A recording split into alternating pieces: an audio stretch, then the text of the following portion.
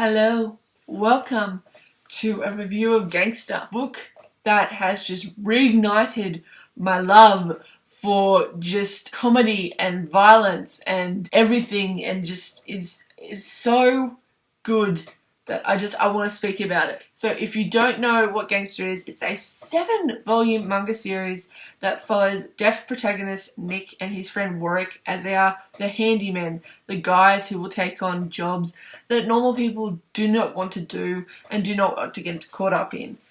And it was adapted into an anime, I think, in 2016 or 2015. And the anime was so good, so I bought the manga. I bought the first 2 volumes because that's all they had on sale from where I got them from. And I devoured the first one within a whole day. This rarely happens. This rarely happens that I just sit down and read a manga and I devour a chapter or a volume of it in a day. Like, the only time that's ever happened was with Mars, and Mars was extremely addicting. I really loved the character of Nick. I love the character of Warwick, and I love the character of Alex, who is a prostitute who, after her employer is killed by Nick and Warwick, she works the phones because Nick can't hear the phones when Warwick is out. So she answers the phones, and the 3 of them are total OT3. Like, you get into it, and this is mainly coming from the anime, and I don't know how the manga is going to portray this, but the relationship and the friendship that forms between the 3 of them is just perfect, and I love it so much.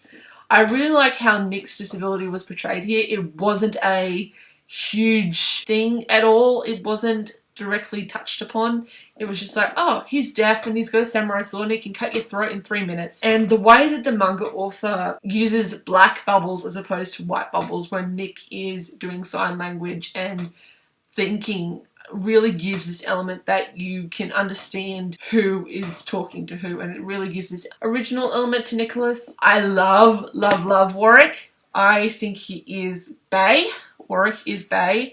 Warwick is not only a handyman, but he's also a gigolo, and I love his character because we get insight into him, and I just think it's so sad.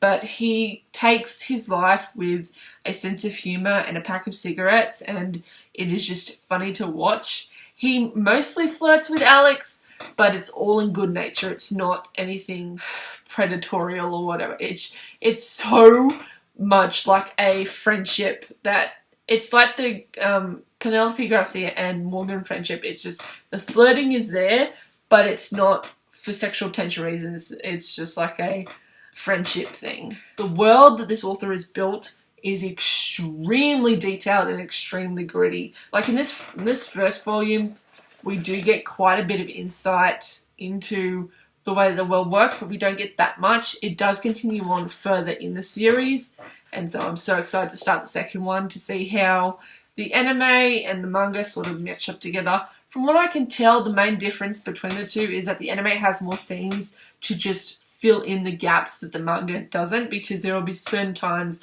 where there'll be a scene and they'll skip to when they're in the apartment, and with the anime it'll just fade out and it fills in that gap. So I do like the dialogue and everything, so I gave GANGSTA a 5 out of 5 stars because I love it so much. There are problems with it at times. It is a bit hard to read and it is a bit confronting. Some of the imagery I found needless and shouldn't really been there, but given how it's set, I really think it's a good manga series. So I'm so excited to read volume 2. And if you like my review, please give it a thumbs up. Comment down below, have you read this series or watched it, and what are your thoughts on GANGSTA? And I am so excited to pick up all the last 5 volumes and read them and find out how the story ends, because I'm so thrilled to be back in this world. So I will see you guys in the next video. Bye!